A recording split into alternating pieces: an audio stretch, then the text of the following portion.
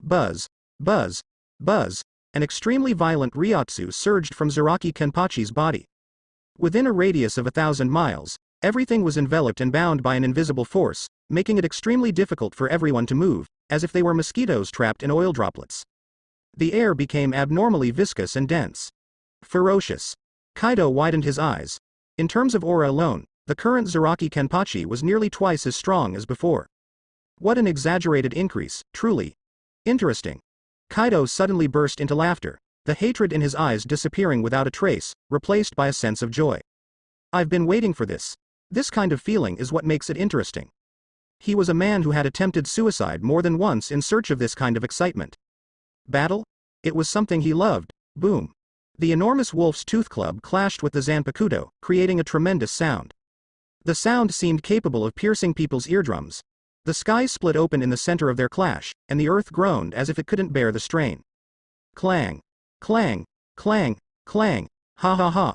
Zaraki Kenpachi burst into mad laughter and suddenly swung his sword, cutting directly into Kaido's body, bypassing the wolf's tooth club. Swish. A streak of blood flickered. Kaido's eyes widened slightly. His body was bleeding? He enjoyed suicide, but until now, he couldn't even die. The reason for this was his body, strong. Incredibly strong. His skin was as hard as if it could withstand falling from a height of 10,000 meters without even a scratch. However, at this moment, a streak of blood was drawn across his skin. The wound wasn't deep, but it bled bright red blood. Interesting. Kaido laughed maniacally, tearing open his own clothes to reveal the scars on his chest. This is from my battle with Kozuki Oden. It's been over 10 years, and this is the first time I've received a cut like this. The battle with Kozuki Oden had left him with these scars, inflicted by the opponent's powerful sword strikes. Since then, it was the first time he had been wounded. Kozuki Oden's powerful sword strikes had the ability to absorb the haki of the wielder in an instant and release it all at once. Using this clever method, he left behind these 2 sword marks. But Kaido could see it clearly. The opponent's sword was indeed sharp and sturdy, and it carried a strange feeling that he couldn't quite grasp. It was a good sword, but what was stronger was this man.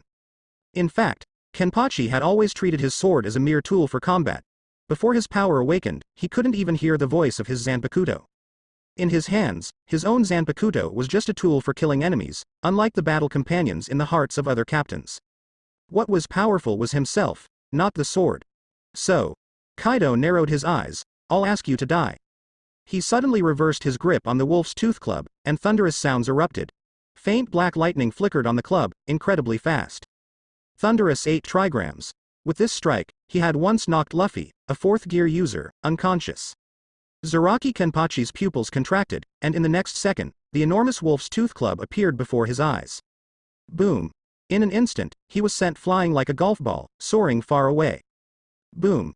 He was directly blasted away, crashing into a distant mountain. The small mountain trembled and shattered into countless pieces. The tremors even felt like an earthquake under Kaido's feet. Unlike the casual strike he used when waking up drunk, this strike was Kaido's full power. Pado. Ha ha ha. A voice filled with immense joy came from the pile of rubble that had turned into gravel. What are you laughing at? Kaido squinted his eyes. Sorry. Zaraki Kenpachi grinned, a trace of blood at the corner of his mouth. He didn't care. He wiped it off casually and stood up from the pile of rubble, his eyes shining. I'm so happy, I accidentally laughed out loud. Happy. Kaido furrowed his brow. Yeah. Zaraki Kenpachi burst into laughter, and his aura became even more powerful.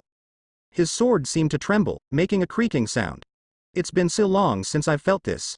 It's like the blade has been polished by Ryotsu. That's what makes it interesting. Boom. In the next second, he suddenly charged forward and swung his sword. Clang. Clang. Clang. Clang. There was no technique, just slashing, slashing, and slashing with all his strength. But each strike was heavier than the last. Kaido, who was more than 3 times taller than an average person, was actually being suppressed by Zaraki Kenpachi, this shorty. All of them are metal wolf fangs, colliding with Zanpakuto again and again, as if the most beautiful music, making Zaraki Kenpachi's power stronger and stronger. Kaido is also falling behind more and more. This guy. Kaido's face sank, suddenly exerting force, forcing Zaraki Kenpachi back a few steps. Zaraki Kenpachi is not polite either, rushing over with a wild laugh. But as soon as he approached, a huge dragon appeared in front of him. It was as big as a small mountain, and the nails on one of the dragon's claws were taller than an ordinary person. Zone mythical beast type. Dragon. After a clear whistle, the dragon's mouth opened wide. Heat breath. The wild breath sprayed out, sweeping the entire area. Such an attack is enough to instantly destroy a city. The breath lasted for more than 10 seconds, and the ground seemed to turn into lava. Kaido frowned. That man was still standing there. He was covered in blood, with significant burns, causing the blood that flowed out to be burned into scabs. However, this man looked up and laughed heartily.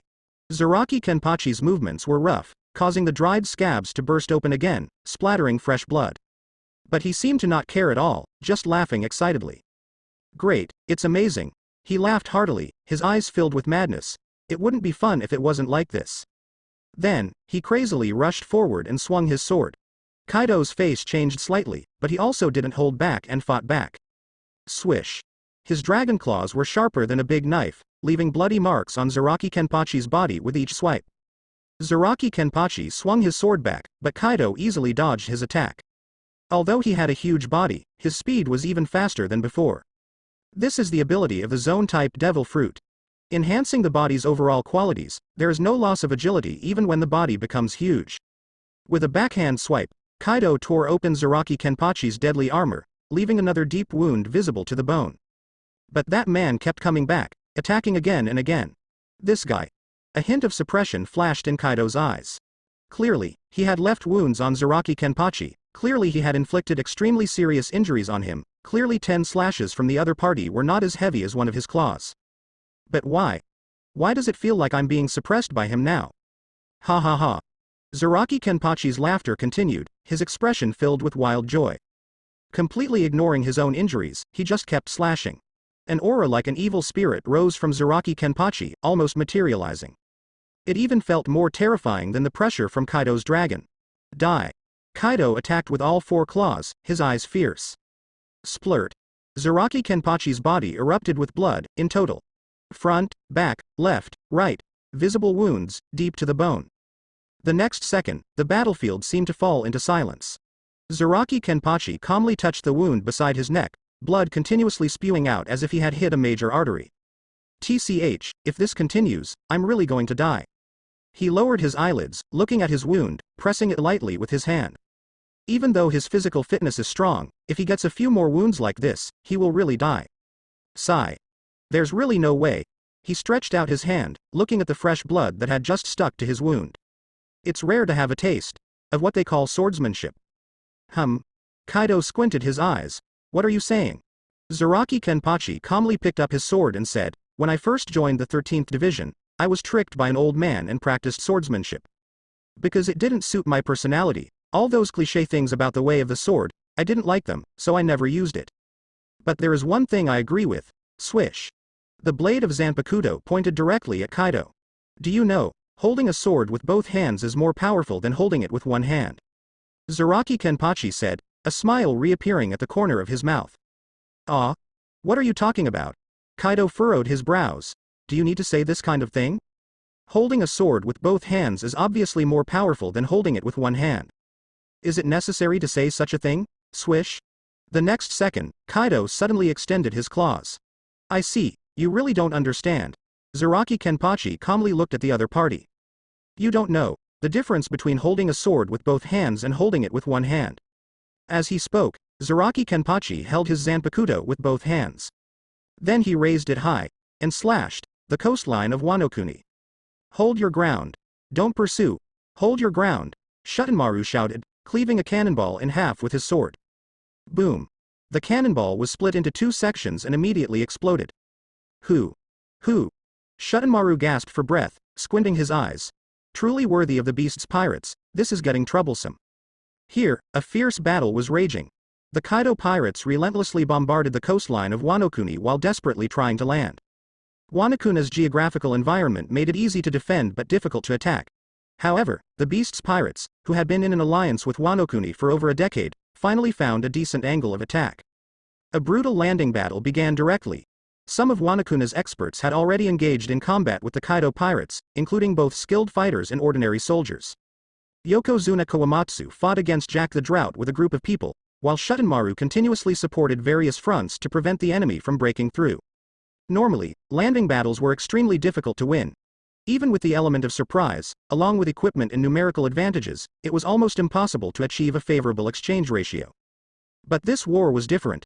Wano Kuni did not have defensive weapons like cannons, although Kaido's factory had some. However, the people of Wano Kuni did not know how to use them. So they could only endure the bombardment from the Kaido pirates and rely on their geographical advantage to gradually erode the landing forces. It could be said that both sides were fighting under relatively balanced conditions. It was a battle of pure strength. Fortunately, Wano Kuni had the capital to form an alliance with Kaido, so they had some skilled fighters, albeit not many. They could barely hold this ground. Is Zaraki Kenpachi alright? Shutenmaru gritted his teeth. That man was Kaido. One of the 4 emperors, known as the strongest creature on land, sea, and air, Kaido. Stop thinking about it. Focus on our own battle. Shutenmaru shook his head and continued to swing his sword, slashing at the pirates. Despite the booming artillery fire, both Shutenmaru and Yokozuna Kawamatsu, as well as their opponents Jack the Drought and the Scorching Calamity. They all had a portion of their attention focused on a distant location.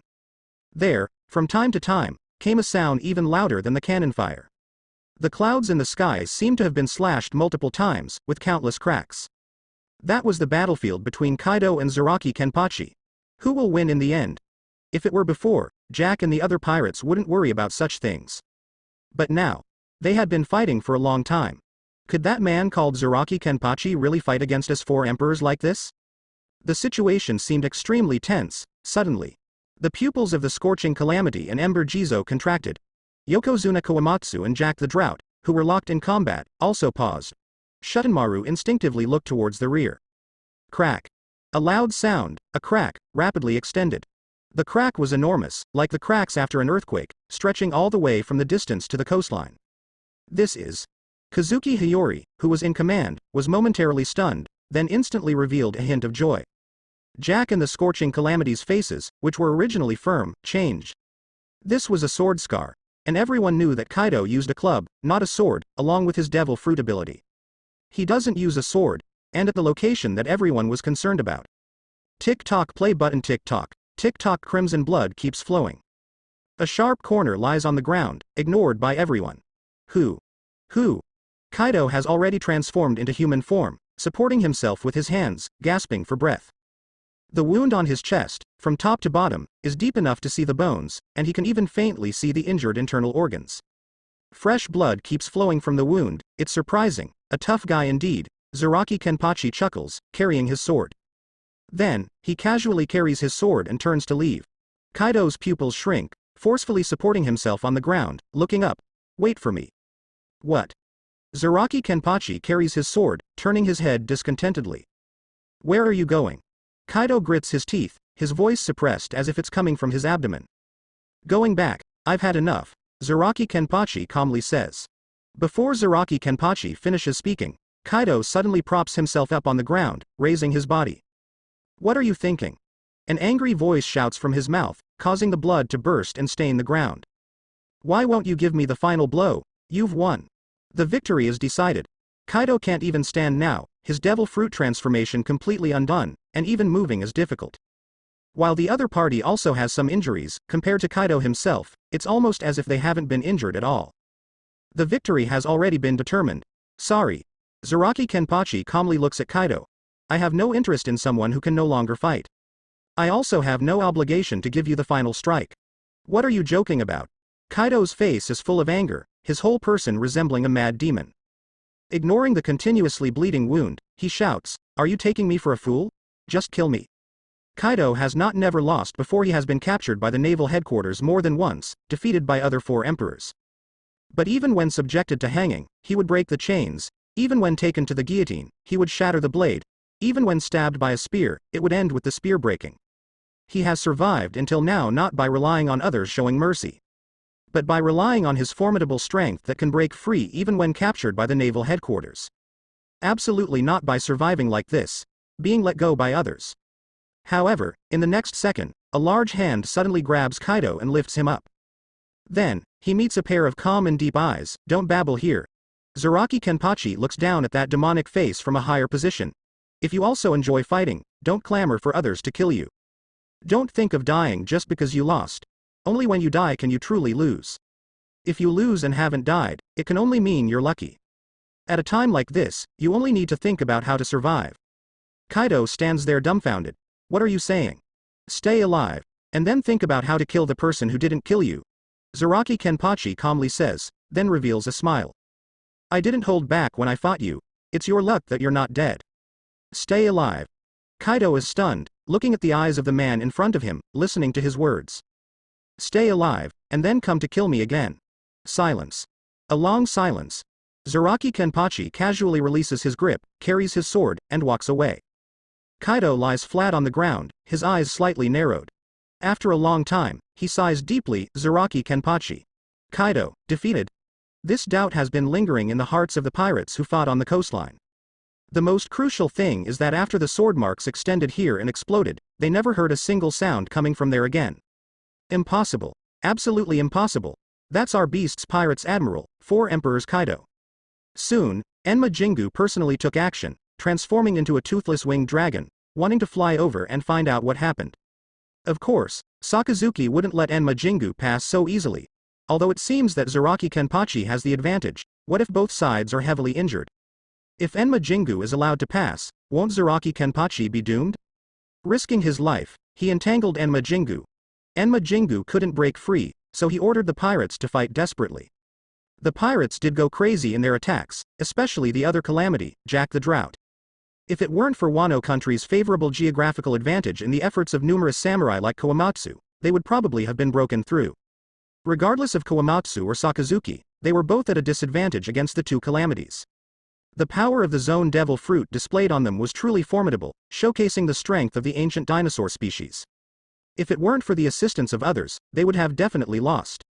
However, as time passed, especially with the phenomenon of no second sound coming from the battlefield, the morale of Kaido's pirate crew plummeted significantly. Lord Kaido, could he really have been defeated? Otherwise, why hasn't any other sound been heard? Why can't we see Kaido's enormous dragon body? Worries grew more severe, and the atmosphere became increasingly heavy. Fortunately, Wano country couldn't spare any manpower to go over there. They were already at a disadvantage, and under the enemy's fierce attacks, they couldn't afford to divert any forces. They could only spare a few ordinary soldiers, but what use would those soldiers be if they went over? Even if Kaido let them attack, could they inflict any wounds? It's better not to go. The experts couldn't be spared, and the ordinary soldiers being sent over would be useless. And the pirates couldn't break free for the time being, so they remained deadlocked. Until a while later, a man of incredibly tall stature walked to the shore. Kaido? Sakazuki widened his eyes. Admiral. Jack the Drought smiled. Kaido stood there, truly living up to his title as the strongest creature on land, sea, and air. The wounds on his body had already formed scabs, although they would rupture and blood would seep out with every step he took. But his appearance greatly boosted the morale of the pirates. The soldiers of Wano country, however, had their morale drastically lowered. Kenpachi? Kenpachi? Kozuki Hyori muttered in a daze. So, he lost after all. Sakazuki sighed. To be able to fight against 4 emperors to this extent, he could be proud of himself. Retreat, everyone, Kaido calmly spoke, taking big strides towards a ship. No soldier dared to stop him, and even the fighting had stopped at this moment. Boss? Admiral? The beast's pirates were puzzled, not understanding what was happening. I lost, Kaido calmly said. I lost? I lost? Lost.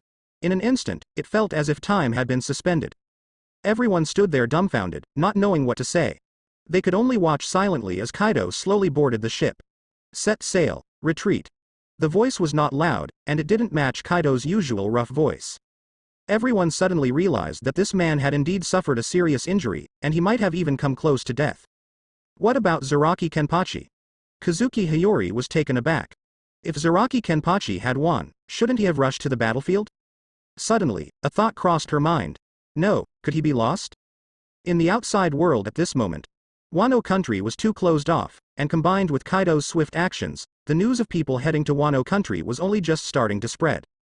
Similar to the world government and other 4 emperors, hardly anyone believed that Kaido would lose. The 4 emperors losing? Are you kidding? At most, there would be some pirate alliances in the New World opposing the 4 emperors, taking advantage of Kaido's departure to Wano country to plunder his territory and eliminate some of his subordinates. What else? There would be nothing. Everyone treated this matter as a casual pre-dinner conversation. In the New World, Dressrosa. With Gilgamesh taking control of Dressrosa, significant changes had gradually taken place here. Doflamingo had shifted the location of the black market trades here, and the newly appointed head of the black market, Khalifa, had impressive methods and had quickly brought substantial tax revenue to Dressrosa through trade. Under Gilgamesh's orders, Dressrosa had begun large-scale infrastructure projects. Bridges, roads, ports. Construction was taking place everywhere. Gilgamesh's subordinates, such as Shiryu, had become idle again. There was no choice. Although there were occasional troublemaking pirates, these insignificant pirates were not enough for Shiryu and the others to vent their frustrations. But they couldn't fight among themselves, right? As a result, Ryokugyu, who had decided to surrender, received the contempt of the others. Why not hold on a little longer and let us have a fight before surrendering? They could only pass the time by drinking and having fun every day, which was quite boring. The four emperors are making a move again. Shiryu held a newspaper and looked at today's news. The others heard and gathered around. Although Doflamingo had intelligence sources, he still had quite a bit of information about the four emperors. Moreover, he wasn't that sincere towards the others, so naturally, he wouldn't tell them all the information. So it was only now that they learned about this from the news. Wano country, that place is quite remote. That old man Kaido is in trouble. What a waste. When are we going to go and give him a good beating? It's so boring lying around here every day. They grinned and laughed heartily. Suddenly, a hand as beautiful as jade took the newspaper from above their heads. Everyone was stunned, seeing the young figure in casual clothes. Gilgamesh. The four emperors. Gilgamesh looked at the newspaper, his eyebrows furrowing, his voice filled with anger. Ignore this king, and dare to call yourself that? Four emperors? Gilgamesh looked at the newspaper, his eyebrows furrowing with a hint of anger in his voice.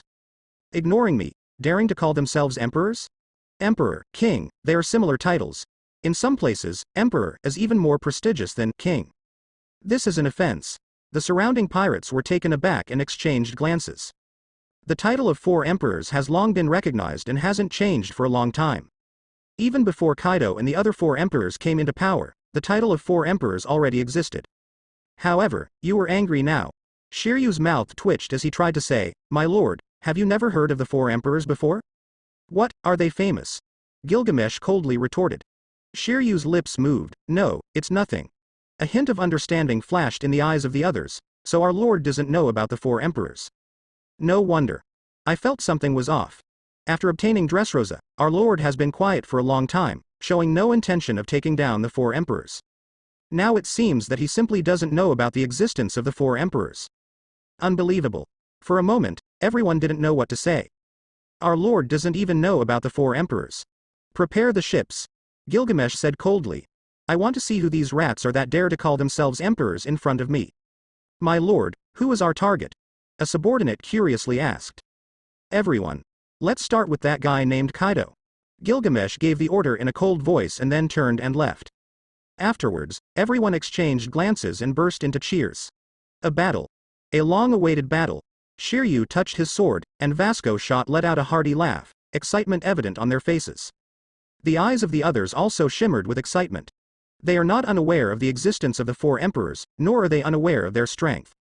But this is the kind of opponent that these guys need.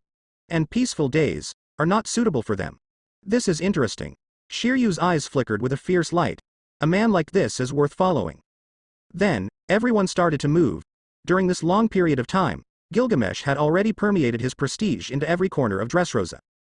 Perhaps there are still some who are loyal to the Riku royal family, but even they would never disobey Gilgamesh's orders. The entire country immediately sprang into action. Supplies, ammunition, and powerful experts all gathered towards the ships, preparing to set sail.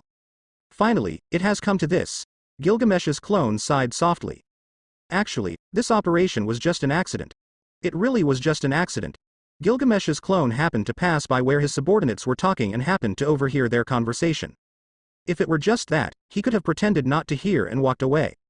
But Gilgamesh's clone keenly noticed that one of his subordinates had spotted his presence. #B. There was no choice but to make a decision. Just like how Saitama never allows evil to go unpunished, even if the opponent is a celestial dragon. In Gilgamesh's character design, he also has his own principles. When he heard the name four emperors, shouldn't he eliminate them? No. They must be eliminated. So we can only act according to the plan left by the original body. Gilgamesh's clone sighed softly. Zhao Shu had long been aware of the weaknesses of several character templates and had already made plans. If nothing unexpected happened, these arrangements would not need to be considered. But once a situation like the current one occurred, a choice had to be made, to go after the four emperors. Fortunately, the management of Dressrosa is almost complete, construction in various places is basically finished, and even schools have started enrolling. Otherwise, it would be a bit troublesome for me to leave, Gilgamesh's clone thought to himself. In fact, the focus of Dressrosa is actually on the school that no one pays attention to. Flowers please. That's right, there is also a student named Ito Makoto in this school. Zhao Shu accidentally discovered that it is impossible for two world-renowned figures like Gilgamesh and Saitama to exist in the same world. But that doesn't mean ordinary templates can't coexist. Although Ito Makoto's name doesn't quite fit the standard naming conventions for pirates, the Ito Makoto in a school in Dressrosa and the Ito Makoto in a school in Goa Kingdom. Who would pay attention to them? If enough time passed, Zhao Shu might consider quietly modifying the student records, altering the memories of the teachers, and then adding 10 more Ito Makotos in the next batch of students. After all, this ordinary existence doesn't need fame and won't attract too much attention. If everything goes smoothly, in the future, Zaraki Kenpachi will also arrange a school in Wano country and insert an Ito Makoto there. It would be even better to hide Ito Makoto on this side of Wano country, where he won't arouse suspicion at all. Of course, famous figures like Gilgamesh and Saitama would never approach a school and give Ito Makoto the opportunity to interact with them. Interacting with such celebrities would easily bring Ito Makoto into the spotlight, making it difficult to hide. It's better to disappear one clone first and inform the original body. Gilgamesh's clone thought to himself, in this situation, the original body needs to take control. Wano country. Zaraki Kenpachi paused, squinting his eyes. Is Gilgamesh going to make a move against the four emperors? Gilgamesh's template is strong, but it's almost impossible for a clone that can only use a fraction of Zhao Shu's abilities to take down the four emperors. It seems like he can't stay here for too long. However, Zaraki Kenpachi's expression remained unchanged, and he didn't even have the intention to separate and go to the bathroom to create a clone. Wano country still needs Zhao Shu to continue playing his role for a while. Because today is the day the 11th division of the Gotei 13 is established.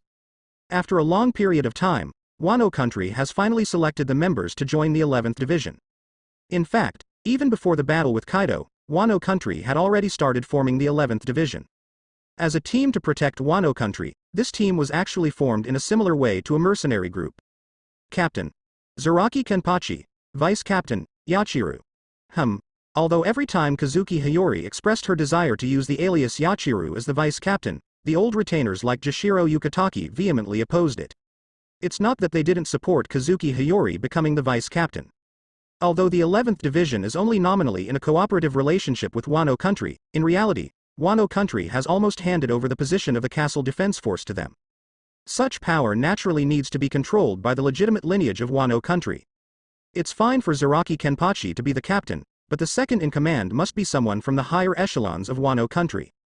But they don't support Kozuki Hyori using an alias. The Kozuki clan is so noble, how can they disguise their names?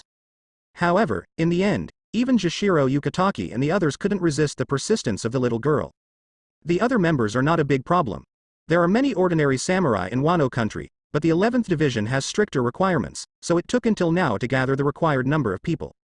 No one dares to slack off on this issue, after all. The Beast's pirates' ships are still not far from the coast of Wano country. It's very strange. Although I don't know why, they insist on staying not far from Wano country, neither leaving nor approaching. But because of this, Wano country needs Zaraki Kenpachi. Even though many people are dissatisfied with Zaraki Kenpachi, including Kaido. In fact, Jishiro Yukitaki is also somewhat dissatisfied. After all, Kaido has been cooperating with Kurozumi Orochi and exploiting Wano country for a long time. But when faced with Zaraki Kenpachi, I'm not interested in attacking someone who can't resist. If you like, you can do it yourself. If I could defeat Kaido, I would have done it long ago. Jishiro Yukitaki's mouth twitched, but he had to accept this reason. In fact, this reason is also in line with the values of the samurai of Wano country. Then they could only silently accelerate the formation of the 11th division. At least they had to try their best to bind Zaraki Kenpachi to Wano country. Although there are some conspirators who think that Zaraki Kenpachi is doing this intentionally, deliberately forcing us to meet his demands. But more people chose to ignore it. It's such a correct concept not to attack those who are defenseless. This is the true samurai. Do you dare to say he has a conspiracy? Do you dare not trust Lord Kenpachi, the demon god? Seeking death. Led by a group of brainwashed fans, these rumors quickly disappeared. And Zaraki Kenpachi didn't care, as always. Wano Country, Flower Capital, temporary barracks of the 11th Division. Shinigami dressed in their death battle uniforms, swords at their waists, and the division insignia on their shoulders. If someone who is not familiar sees this, they might really think that this is the world of Shinigami, not the world of pirates. Everyone's faces were solemn, with a hint of sweat on their foreheads, standing in 2 rows, waiting for the arrival of that man. Bang! The door of the temporary barracks was suddenly pushed open. A tall man wearing a white captain's Hyori walked in slowly. I am the captain of Squad 11, Zaraki Kenpachi. His footsteps were steady, his aura imposing, causing the team members to instinctively make way for him.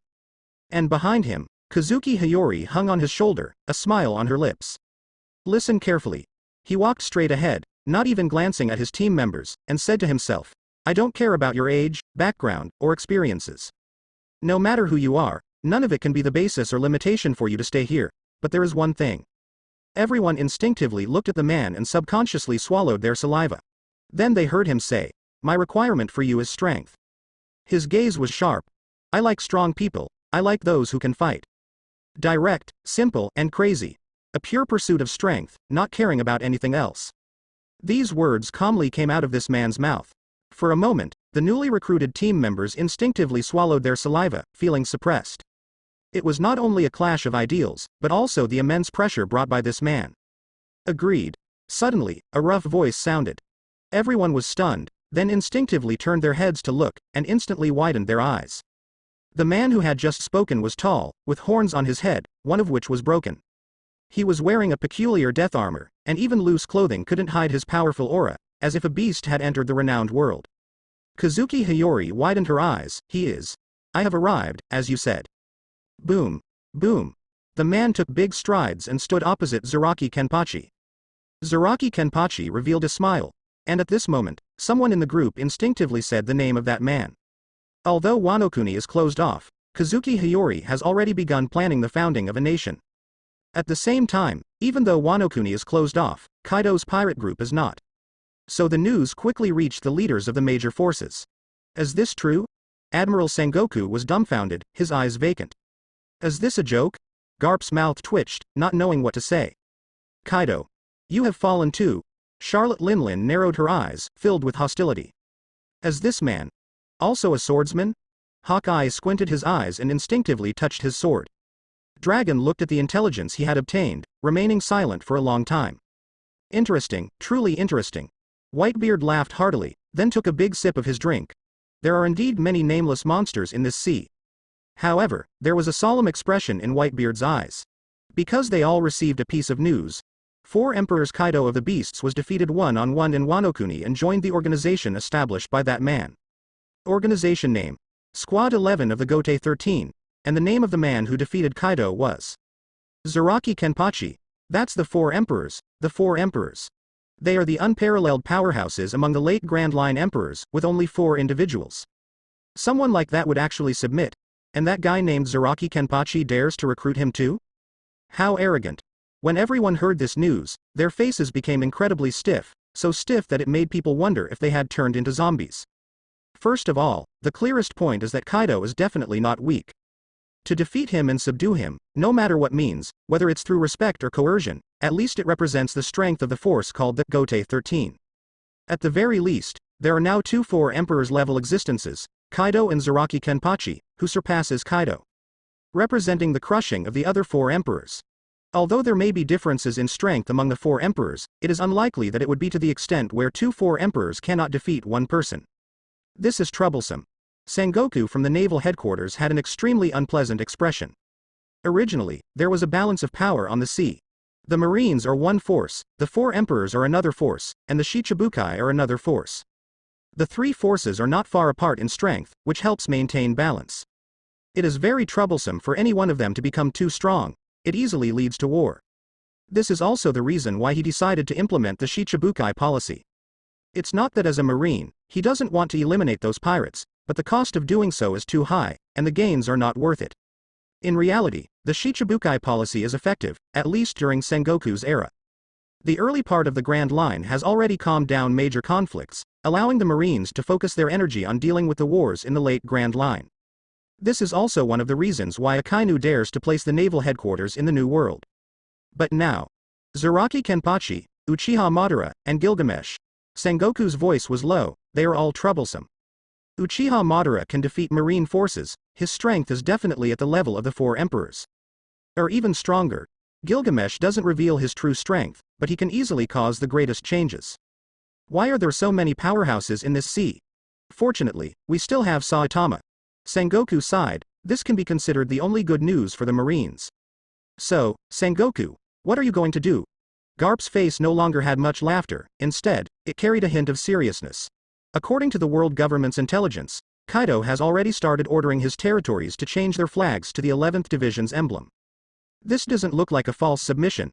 As one of the four emperors, Kaido occupies a considerable amount of territory.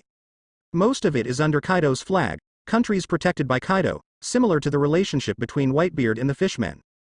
But now, even the flags have to be changed. If it weren't for their strong disbelief, they would suspect that they have truly completely submitted. Damn it, how could Kaido submit? Sengoku's face turned pale at the thought of this. And that Zaraki Kenpachi, he really dares to recruit Kaido.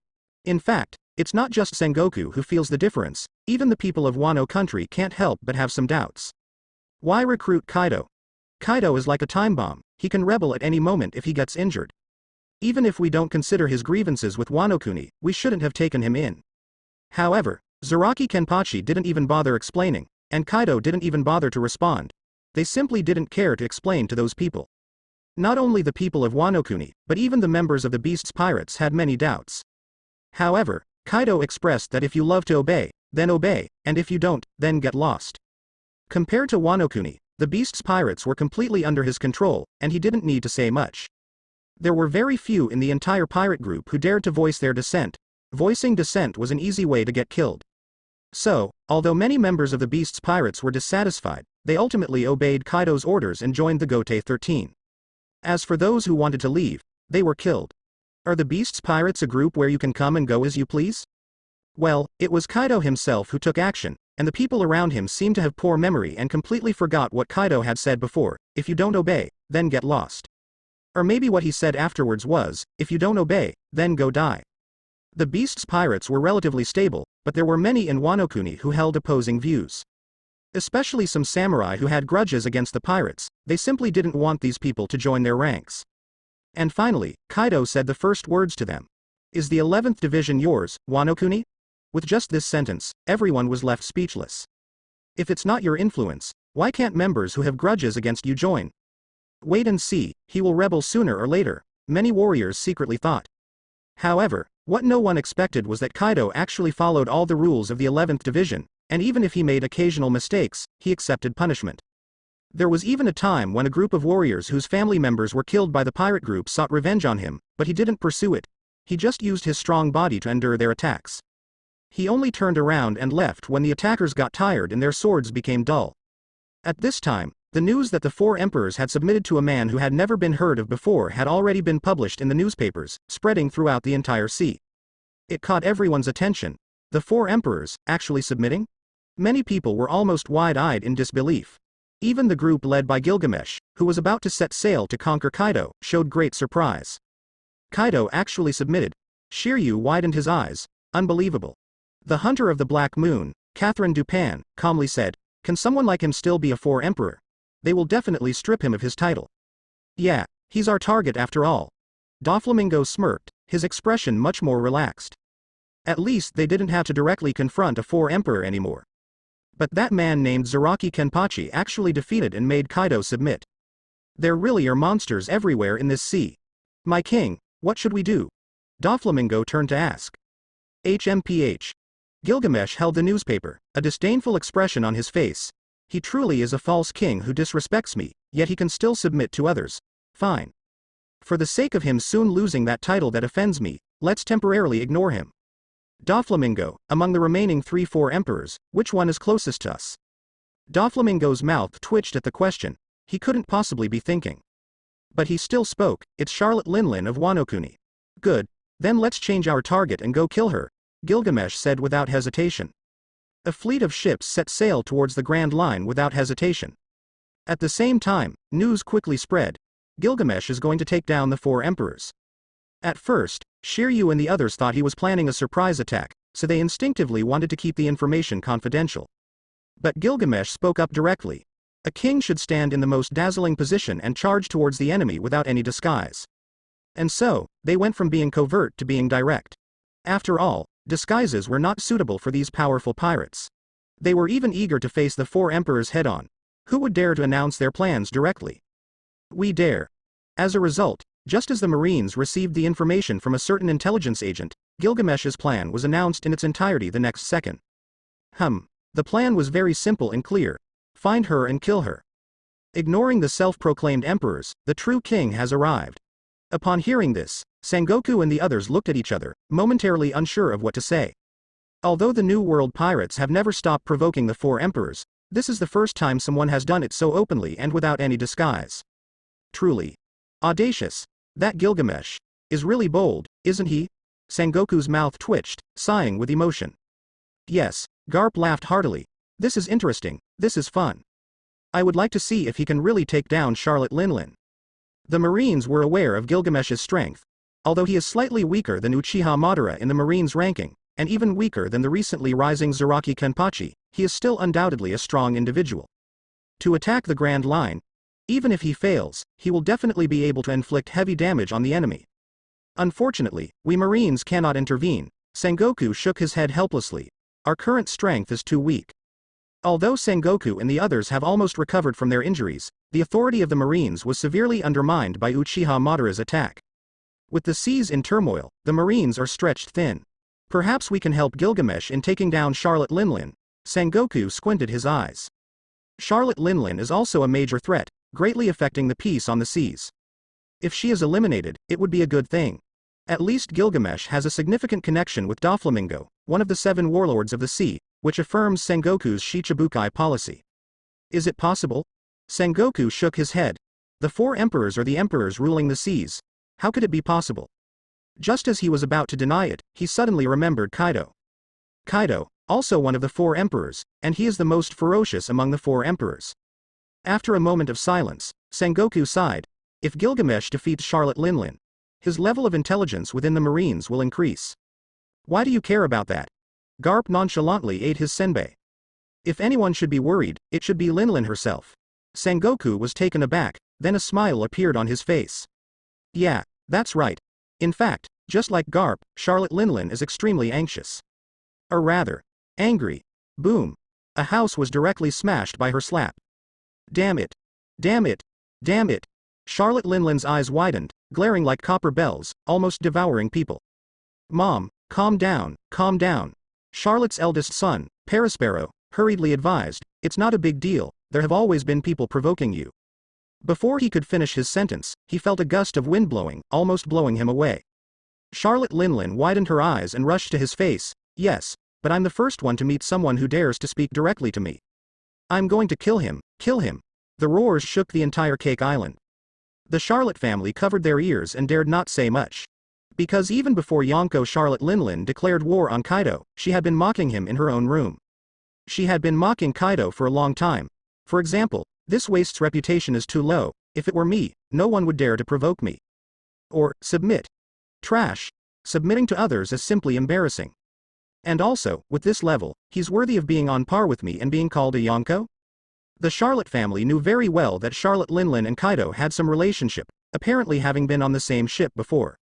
At the same time, everyone was a Yonko, with similar backgrounds, inevitably leading to a sense of competition. But now, Kaido had submitted to someone else, while Charlotte Linlin remained a Yonko.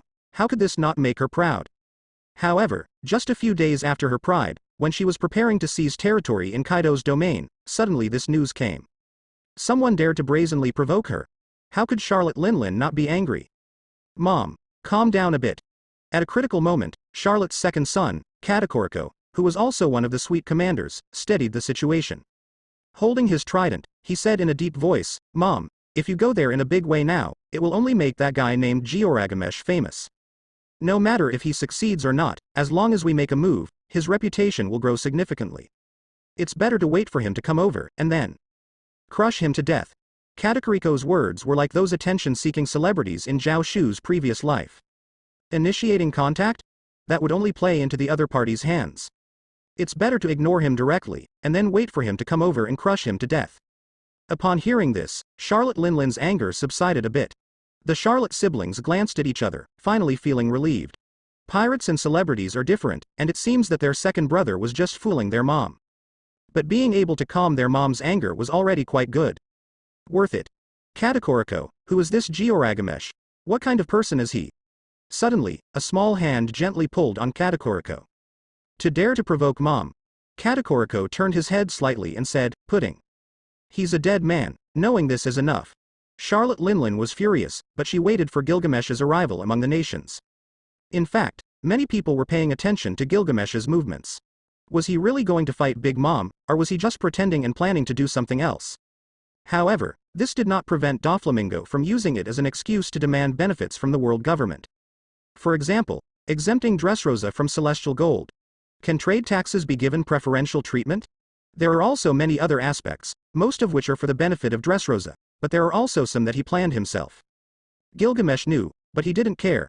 Wanting the horse to run fast without letting it eat grass is simply a foolish wish. Of course, Doflamingo can seek some benefits for himself, but the premise is that you complete the tasks assigned by this king. However, in reality, it is different from what most people imagine. Gilgamesh did not rush straight to the nations to confront Charlotte Linlin. Instead, he started occupying territories step by step from the island where Charlotte Linlin belonged, carrying her flag. The land I have walked on is my territory. Gilgamesh calmly spoke, those false kings should return the territories to me. He planned to follow his own route, sailing towards the nations while occupying all the territories along the way. It is said that when this news spread, Charlotte Linlin almost destroyed Cake Island. By the way, she almost killed Katakuri. However, Gilgamesh was also helpless. No way, my main body has something to do, so I can only rely on my clone to delay the time. And as for the main body, Zhao Shu, he really has something to do. It's not just a small matter, but the important matter of picking up girls. Zhao Shu, when will you take me to see the historical text? Nico Robin pursed her lips and bit them. Soon, very soon. I'll take you there soon. Zhao Shu yawned and said. Do you have anything else to do? Robin frowned. Now that Goa Kingdom has entered a regular state, whether I go or not won't make much difference. The world government has just suffered a defeat and won't act recklessly. There is great turmoil in the new world, which is a perfect cover for our actions. What are you waiting for? Robin's last sentence was filled with impatience. Robin had made an agreement with Zhao Shu and Uchiha Madara to help him solve the internal affairs of Goa Kingdom and then take her to see the historical text. During the battle, although Uchiha Madara mainly suppressed the Marines, Robin and other support personnel also contributed a lot. Not to mention anything else, when Uchiha Madara was fighting, there was no disturbance in the rear, thanks to Robin's efforts. Even Dragon sighed when he learned about this later, saying, truly, she is our revolutionary beacon. Robin is not a specialized politician or official. Yet she managed to solve problems that ordinary officials couldn't. It can be said that she has the talent for it, and her accumulation as an archaeologist has given her enough foundation, but it must also be said that she has put in her own efforts. After the Marines were repelled, Robin did not immediately demand compensation. After all, there were many things happening in the Revolutionary Army at that time, and various political affairs needed to be dealt with. However, at this moment, she couldn't hold back any longer. What are you waiting for? Robin gritted her teeth. Of course, I'm waiting for my true self, Zhao Shu thought to himself, but reassured her, don't worry, it will be soon. Actually he had no idea what his true self would do. After all, the news of the clone could be transmitted to the true self when the clone disappeared. But the thoughts of the true self couldn't be transmitted to the clone. Ah, true self, when will you come? Zhao Shu's clone sighed in his heart. Meanwhile, Zhao Shu himself was riding on the Vimanavatu, rushing back with all his might. Ah, it's really pitiful. Everything is coming together, Zhao Shu sighed secretly, stepping forward. A capable man is always tired. 3 days later. On a rapidly sailing ship. It's strange, why couldn't I convince him before, but now he's taking me directly. Robin's beautiful eyes looked at Zhao Shu at the bow of the ship. 3 days ago, she even said things like, just tell me the location of the historical text and I'll find it myself. But Zhao Shu still denied it, stubbornly refusing.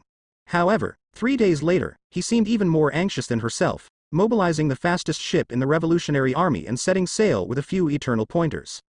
He even captured 3 Sea Kings to pull the ship, crossing the calm belt and rushing into the Grand Line. As if there was something urgent. Indeed, there is something urgent. Zhao Shu glanced at Robin. Don't worry, what about Gilgamesh? Gilgamesh is challenging the 4 emperors. Maybe Charlotte Linlin will be so angry that she'll come after him.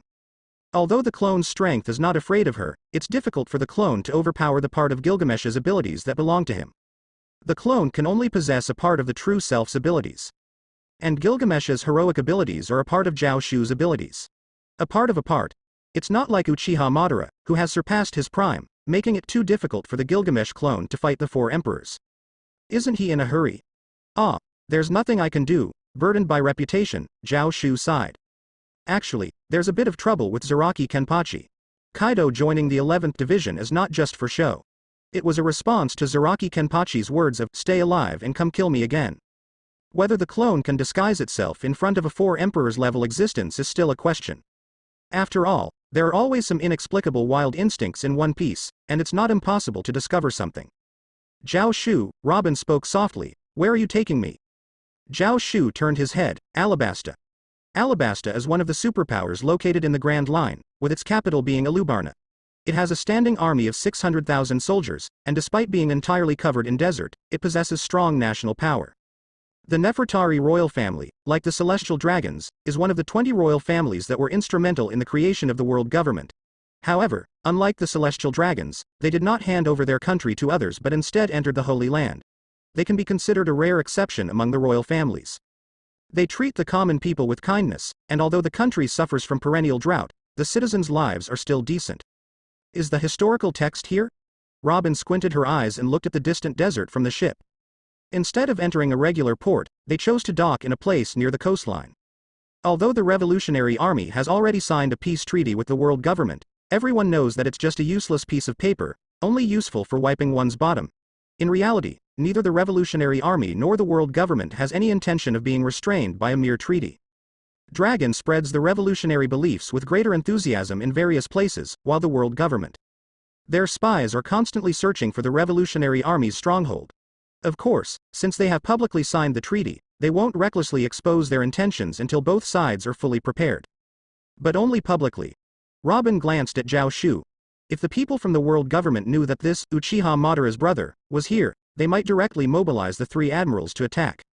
Well, the historical text is here, Zhao Shu nodded and then leapt forward. Snap. He stepped on the water's surface and said, let's go. Robin blinked her beautiful eyes and asked, go? Yes, Zhao Shu said seriously, if the ship docks, it will leave traces. It's best for us to go on our own. Robin narrowed her eyes and smiled, but this is the sea, and I am a devil fruit user. Devil fruit users cannot swim. Oh, I forgot about that. Zhao Shu pretended to be surprised, and I forgot to bring a small boat on the ship. They absolutely cannot dock the large ship casually.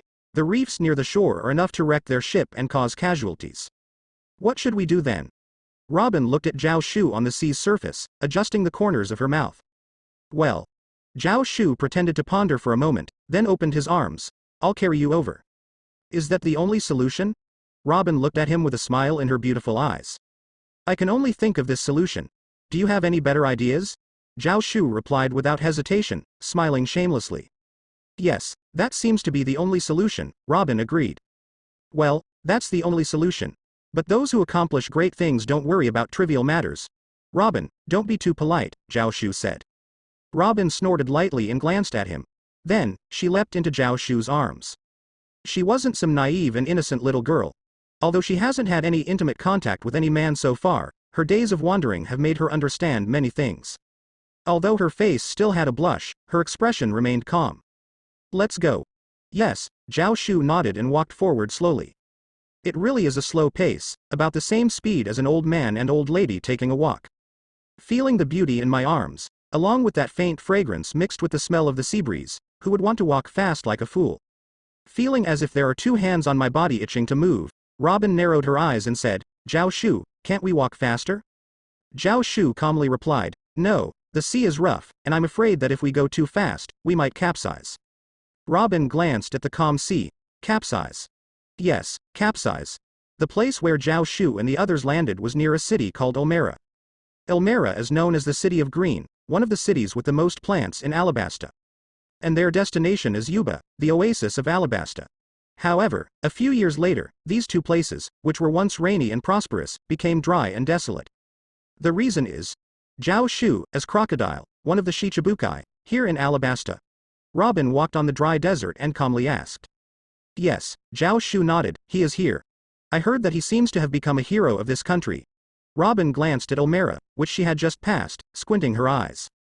The title of hero was heard from the residents of Elmira.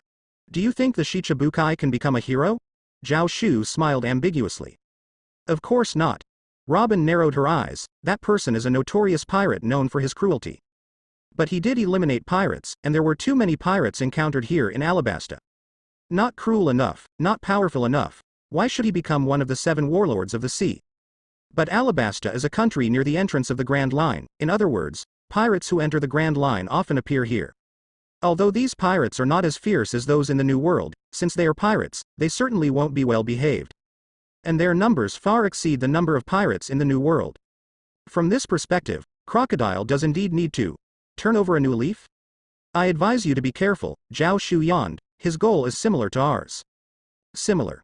Robin squinted her eyes. Our goal is, which seems to be the true history. Yes, Zhao Shu nodded. So why does he want the true history? Robin hadn't finished speaking when her eyes suddenly narrowed.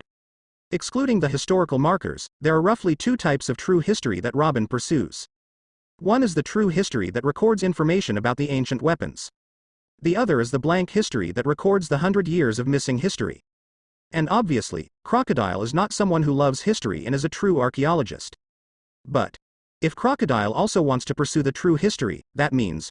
Robin squinted her eyes and glanced at Zhao Shu beside her. Is there really true history here? In reality, even before coming here, and even now, Robin still didn't believe Zhao Shu's words. Zhao Shu had mentioned several locations of historical texts before. Charlotte Linlin's Whole Cake Island, the 4 emperors had the qualifications to possess historical texts. And now they were in Alabasta, a superpower and an ancient civilization, which also had the possibility of possessing historical texts. But whether it was the Whole Cake Island or Alabasta, they were only qualified, only possible. Without seeing the historical texts, Robin still had some doubts in her heart. She had been wandering for 10 years, chasing after historical texts for a full decade. But besides the underground basement of Ohara's Tree of Knowledge, where she had discovered a piece of historical text, she hadn't found any other locations.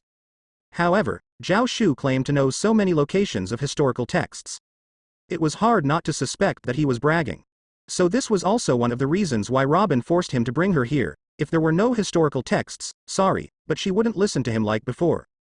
At first, Robin was indeed Zhao Shu and Uchiha Madara's captive, but there was a difference between captives who worked hard and those who didn't. There were even captives who worked desperately. But now, upon hearing the news about Crocodile, Robin suddenly started to believe a little. Seizing a country was not an easy task. Even Doflamingo, who was also a Shichibukai, needed a lot of calculations. Alabasta was not a small country. It had strong national power and some background related to the celestial dragons, making it more difficult to intervene compared to ordinary countries. Even Crocodile needed to plan for several years, even up to 10 years, to truly seize this country. Why would a Shichibukai spend so much time? Why not aim for a smaller and easier country? He must have something else he wanted, not just the country, but something else. Ancient weapon. Robin bit her lip slightly, squinting her eyes, and walked forward slowly. Zhao Shu, on the other hand, quietly watched Robin. Why have you been staring at me? Robin's face blushed slightly. That gaze was too invasive, scanning her from head to toe. Because you're beautiful, Zhao Shu smirked. You're beautiful, and your clothes are beautiful too. He wasn't exaggerating. Not only was she beautiful, but her clothes. Alabasta was a desert country, with cultural customs that differed greatly from the rest of the world. Dancer's attire. A short top, revealing a snow-white belly button, with long silk draped over the arms. Various gold and silver accessories adorned the slender and delicate collarbone. A long dance skirt on the lower body, swaying with each step. Robin glanced at him disdainfully. Didn't you buy this outfit? Crossing the desert while wearing something like this? You really have quite the imagination. But she didn't say much either, even though this outfit doesn't look like something you can wear to cross the desert. In the sky, the intense sunlight was blocked by the sand dust swirling above her head. Under her feet, the sand formed hard clumps, like a straight road leading forward.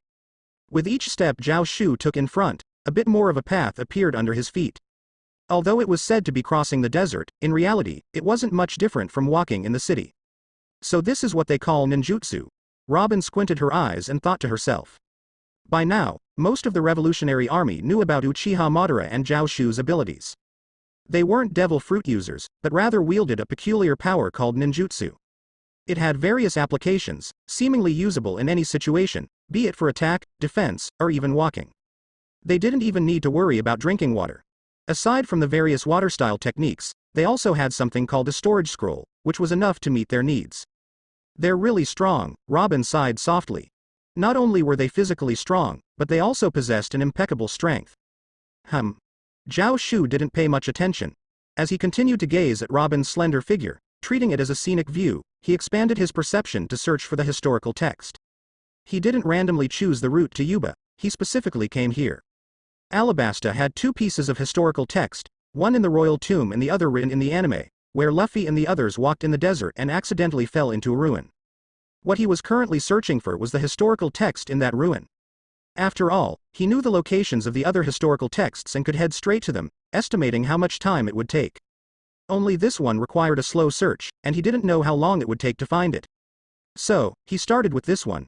Fortunately, his current strength was extraordinary, and his perception ability was not weak, if it all depended on luck. He estimated that he would have no chance. Now, Zhao Shu and Robin were walking on the same route as Luffy and the others did back then, scanning along the way. The desert area was just too large, and it was unknown if Luffy and the others walked in a straight line, so there was no need to search slowly. And at this moment, Rainbase, Rain Dinner. This was the largest casino in Alabasta and also Crocodile's lair. Of course, Crocodile had only recently arrived in Alabasta, so the prosperity of Rainbase wasn't as apparent as it would be in the future. But as Crocodile's base, it was not only his lair but also the center of Baroque works. In the top room of Rain Dinner, Buzz, a man wearing a fur coat and holding a cigar in the corner of his mouth, picked up a Den Mushi. Hello, is this boss Mr. Zero? We've found an interesting person over here. Crocodile narrowed his eyes. Who is it? It's the woman you asked us to keep an eye on. She's arrived in Alabasta. Crocodile's eyes suddenly narrowed. You mean Robin? She's here?